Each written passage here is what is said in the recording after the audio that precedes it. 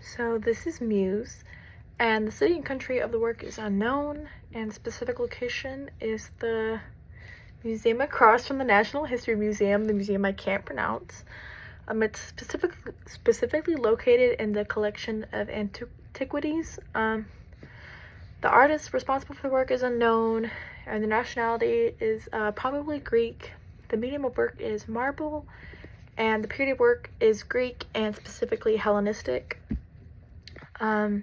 Historical relevance of the work is that the sculpture depicts muse, which the muses were deemed to be like sources of inspiration towards numerous pieces of art because they presided over the arts and sciences, and they often guided people towards very magnificent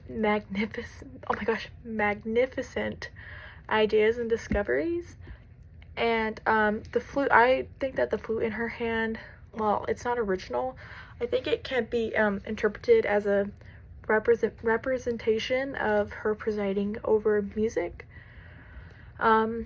We don't know how long it took to create, and this work is important because it shows like the mastery of like the proportions and how the Greeks really like they were just so good at sculpting clothes and like robes, and the folding and like even the thickness of the clothes, you can like see it through the marble.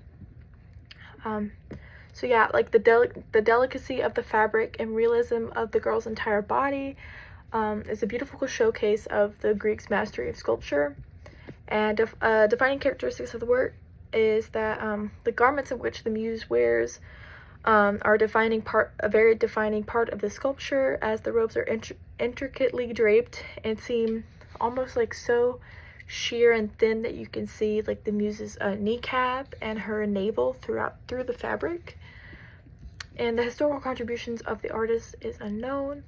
And for personal observation, why did you choose this work of art, I'm going to kind of put into one category. So basically, when I walked into the room, it was a very dark room, and the lighting was just so beautiful, and it like shone down from above her, and it really kind of made the way that the fabric is folding just even more intense, because it really enhanced those shadows. And I just stood there in awe because it was just so beautiful.